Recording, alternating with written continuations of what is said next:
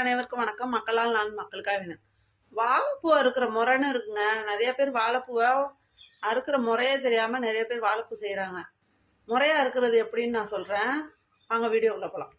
இப்படி சீப்பு சீப்பாக வெட்டி வச்சுக்கணும். வெட்டி வச்சுட்டு இப்படி தலையை இப்படி 2 வாட்டி கசக்கணும்னா அந்த முட்டு தனியாக வந்துடும்.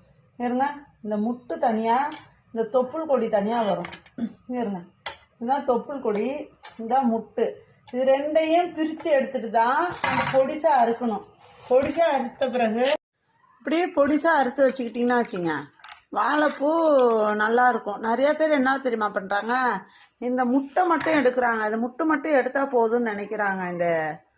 இதை மட்டும் நரம்பை மட்டும் எடுத்தால் போதும்னு நினைக்கிறாங்க. ஆனால் நிறைய பேர் இந்த தொப்புள் கொடியை எடுக்கவே மாட்டாங்க. இதையும் சேர்த்து அறுத்து போட்டுறாங்க.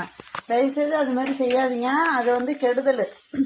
இது ஜீரணமாகாது, வயிற்றுல போய் பிளாஸ்டிக் மாதிரி இருக்குது.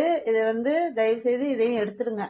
நிறைய பேர் இந்த முட்டையை எடுக்காமல் அப்படியே வாழைப்பூவை அரிஞ்சு போட்டுருவாங்க. அதே மாதிரி பச்சை தண்ணியில் போட்டு வாழைப்பூவை வைக்காதீங்க, கருப்பாயிடும். இந்த கருப்பானாலே அது சாப்பிட்றதுக்கே பிடிக்காது.